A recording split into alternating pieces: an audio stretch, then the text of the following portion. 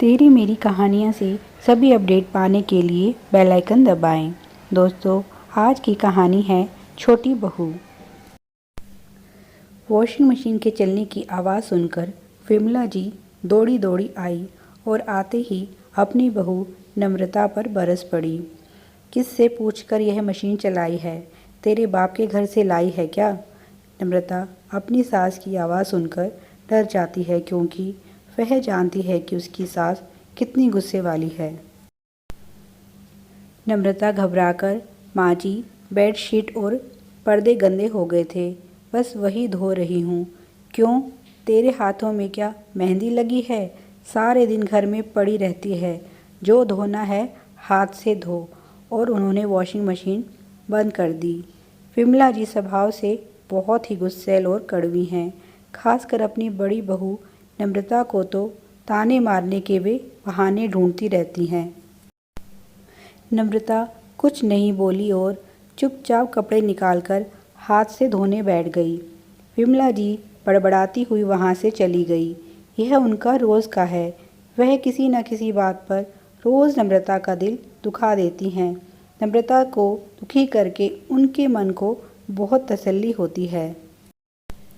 नम्रता उनकी बड़ी बहू है। उनके बड़े बेटे अभय ने अपनी पसंद से एक अनाथ लड़की से शादी कर ली और विमला जी के सारे अरमान धरे के धरे रह गए।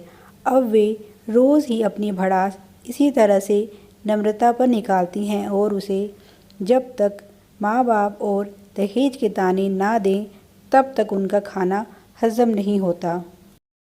पर नम्रता बहुत ही सुलझी हुई और शांत स्वभाव की लड़की है। भले ही वह कोई दहेज ना लाई हो, पर उसमें संस्कारों का दहेज कूट कूट कर भरा हुआ है। उसने आज तक कभी भी अपनी सास को पलटकर जवाब नहीं दिया है। वह तो उन्हें ही अपनी माँ समझती है। वैसे घर में किसी चीज़ की कमी नहीं है। अभय जहाँ डॉक्टर है, वहीं उनका छोटा बेटा अजय इंजीनियर है। पर फिर भी विमला देवी दूसरों की बातों में आकर अपने घर में कलेश करती रहती हैं। पर ना तो अभय और ना ही नम्रता कभी उनसे कुछ कहते हैं। दोनों ही बहुत समझदार हैं और घर में किसी तरह की लड़ाई नहीं चाहते हैं। विमला जी की सारी उम्मीदें अपने छोटे बेटे अजय पर टिकी हुई हैं और उन्होंने उसके लिए एक लड़की पसंद कर ली है। लड़की बहुत अमीर घराने से है और इकलौती है, और दहेज में उन्हें क्या क्या चाहिए यह सारी बातें भी तय हो चुकी हैं। जल्दी ही शादी होने वाली है। अब तो बस उन्हें अपनी छोटी बहू के आने का इंतज़ार है। उन्होंने सोच रखा है कि अपनी छोटी बहू को पलकों पर बिठाकर रखेंगी। बड़ी बहू से इतनी नफरत और छोटी के लिए इतना प्रेम हो भी क्यों ना, आखिर वह उनका मन चाहा दहेज जो लेकर आ रही है। वे शादी से पहले ही अपनी होने वाली बहू विद्या के गुणगान करती पूरे मोहल्ले में घूमती रहती हैं। उन्हें बहुत मज़ा आता है जब पड़ोसन उनकी बातें सुनकर जलती हैं। आखिर अभी तक पूरे मोहल्ले में ऐसी शादी किसी ने नहीं देखी है। शादी भी 5 स्टार होटल में होनी है। आखिर वह दिन भी आ गया जब विद्या बहू बन के उनके घर में आ गई। उसके लाए सामान से सारा घर भर गया। लोग विद्या की खूबसूरती और उसके लाए हुए सामान की तारीफ करते नहीं थक रहे थे। विमला जी तो फूली नहीं समा रही हैं।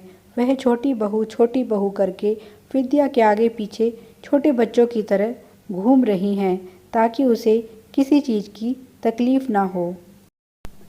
2 दिन बाद ही विद्या और अजय हनीमून के लिए ऑस्ट्रेलिया निकल जाते हैं। विमला जी पूरे मोहल्ले में बताती फिर रही हैं कि मेरे बेटा बहू घूमने ऑस्ट्रेलिया गए हैं।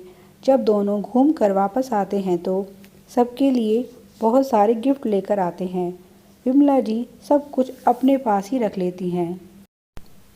धीरे धीरे विद्या का असली रूप सामने आने लगता है।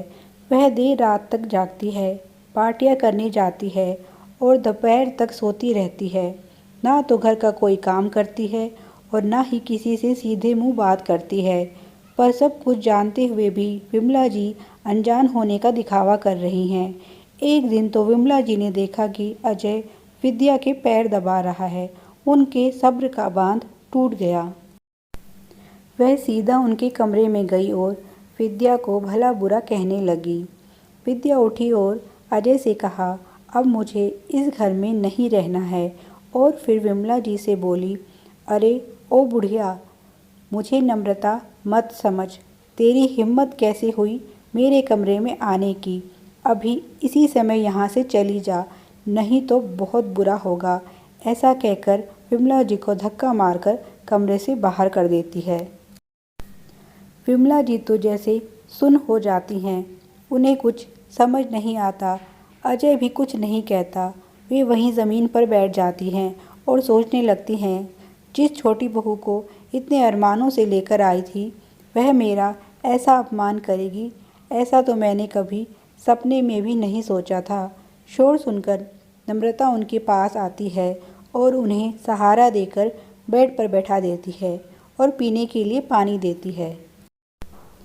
वह पानी पीती हैं और गहरी सोच में डूब जाती हैं। थोड़ी देर बाद ही विद्या और अजय अपने बैग लेकर कमरे से निकलते हैं और कहते हैं कि हम यह घर छोड़कर जा रहे हैं। नम्रता और अभय उन्हें रोकने की कोशिश करते हैं, पर विमला जी कहती हैं, जाने दो इन्हें। मुझे ना तो ऐसा बेटा चाहिए और ना ही ऐसी छोटी बहू। Thanks for watching. Please like, share and subscribe.